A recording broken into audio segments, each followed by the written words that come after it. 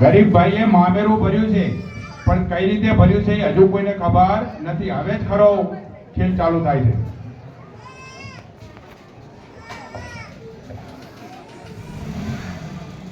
ખબર નથી પડતી આ કેટલું મોંઘું વાસણ હતું. મારો ભાઈ વિદેશમાંથી આ મોંઘું વાસણ લાવ્યો હતો અને તે તોડી નાખ્યું. સાસુમાં અચાનક સફાઈ કરતા તૂટી ગયું, માફ કરી દો ને. તને શું ખબર પડે આ કેટલું કિંમતી હતું?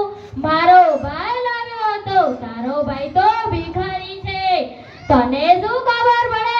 તારા ભાઈની તો હેસિયત પણ નથી.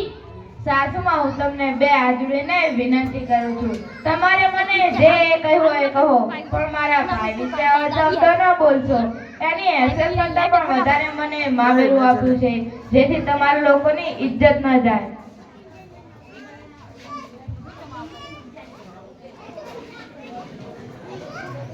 તારા ભિખારી ભાઈના લીધે મારી મમ્મીને બોલે છે. મને તો હજુ પણ શંકા જાય છે કે તે તારો ભિખારી ભાઈ આટલું બધું મામેર લઈને ક્યાંથી આવ્યો? નક્કી મોટી ચોરી કરી લાગે છે. મારો ભાઈ ભલે ગરીબ રહ્યો, તે ચોરી તો ન જ કરે. તમે શું જાણો મારા ભાઈને?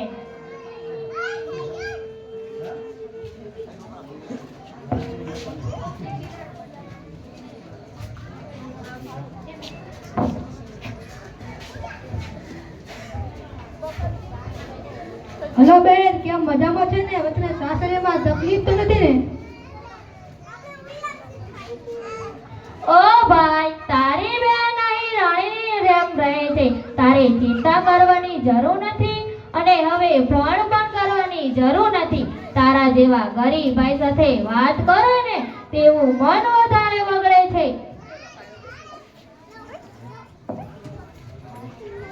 બહેન, હું જાણું છું કે તને સાસરીમાં ખૂબ જ તકલીફ છે, પણ હું ત્યારે તને વધારે તકલીફ દેવા માંગતો નથી. અને હું પણ જાણું છું કે તું પણ મારી સાથે વાત કરવા માંગતી નથી, કારણ કે હું દુઃખી થાઉં. પણ બહેન, તે મને નાનપણથી મોટો કર્યો, માતા પિતાનો પ્રેમ આપ્યો. મને યાદ છે કે જાણે હું નાનો હતો ને તાણે મને નાનપણમાં બહુ ઉત્સાહ આવતો અને ઘરમાં ફૂટી કોળી પણ ન હતી.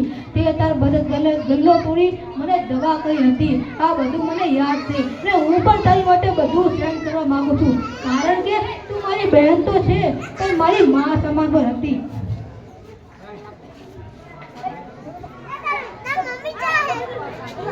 અચાનક બેનનો ફોન અડધી રાતે શું થયું હશે? હલો બેન વસુ, શું થયું? કેમ રડે છે? ભાઈ, તારા જીજાજીની તબિયત ખૂબ જ ખરાબ છે અને હોસ્પિટલમાં દાખલ કર્યા છે અને ડોક્ટરનું કહેવું છે કે બધું મુશ્કેલ છે.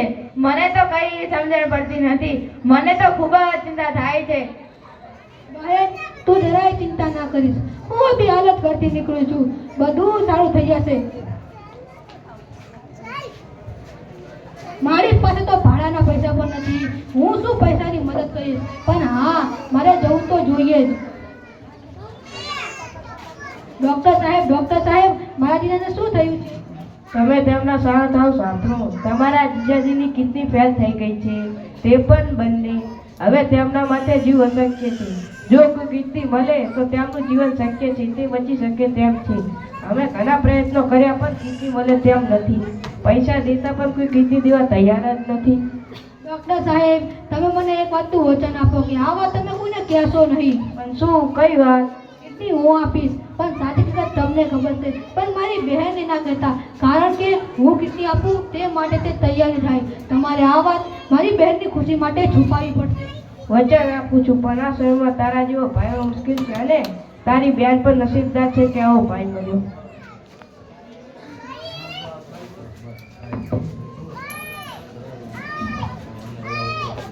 સાંભળો, ઓપરેશન સફળ રહ્યું અને તમારા પતિ સુરક્ષિત છે અને તેમને નવી જિંદગી મળી. ભગવાનનો આભાર. પણ મારો ભાઈ ક્યાં? તે ક્યાં ગયો છે? ફોન કર્યો તો ફોન પણ ઉપાડતો નથી. એક કામ કરો, તમારા ભાઈને પછી ગોતજો. પહેલા તમારા પતિને મળીને મારી ઓફિસમાં મળવા આવજો.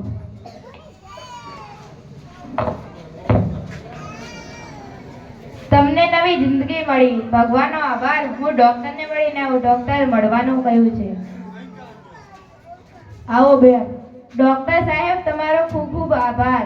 બેન, જો આભાર જ માનવો હોય તો મારો કે ભગવાનનો નહીં પણ તમારા ભાઈનો માનવો. કેમ આમ બોલો છો ડોક્ટર સાહેબ?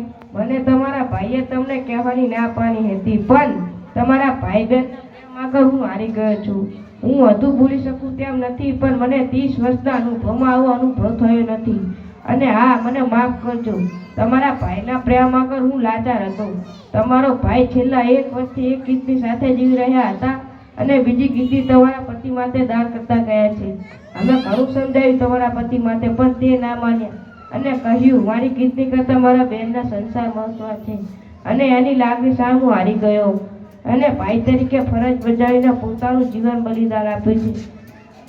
તેથી તમારો ભાઈ મૂકતો ગયો છે અને કહ્યું છે મારી બેનને સીધો સત્ય આપ.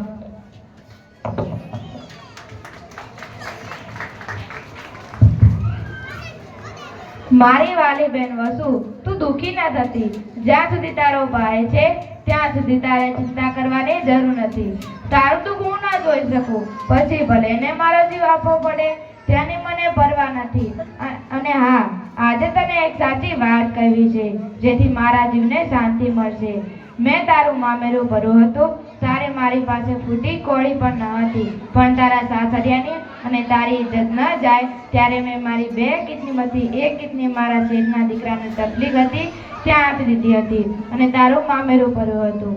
અને આજે મારી બહેનના ચૂડી અને ચાલવા માટે બીજી કિડની આપી છે. પણ તું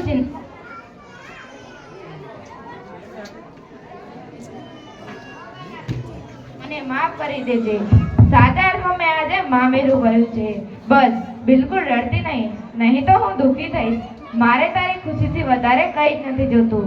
તારી ખુશી માટે ભગવાન પાસે લડવું પડે તો પણ લડી લઈશ. અને હા, હું મર્યા પછી પણ તારી સાથે જ છું. તારું ધ્યાન રાખજે. તારો લાડકો ભાઈ.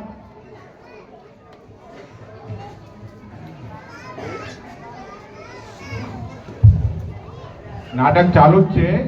પ્રથમ કિડની બેનથી શાની મામેરું ભરવા માટે, કારણ કે સુખી ઘરમાં હતી ત્યારે એને એના શેઠના દીકરાને કિડનીની તકલીફ હતી. 1 કિડની ત્યારે આપી દીધી હતી.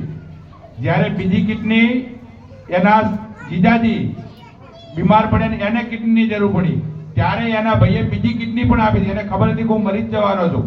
એટલે નાટકનો હાર આર્યો જ છે. આગળ ચાલો. હું તારા ભાઈને ભિખારી અને ગરીબ માનતો હતો, પણ તારા ભાઈ આજે મારો જીવ બચાવ્યો છે. મેં તને ઘણાય ટોણા મારે છે, આજે તારા ભાઈએ મારા દીકરાનો જીવ બચાવ્યો છે. સમાજમાં ચાલતા કુરિવાજો હવે બદલવાની જરૂર છે, જેથી સાસરિયામાં વહુને કે પિયરિયામાં આવા ભાઈઓને બલિદાન આપવું ન પડે.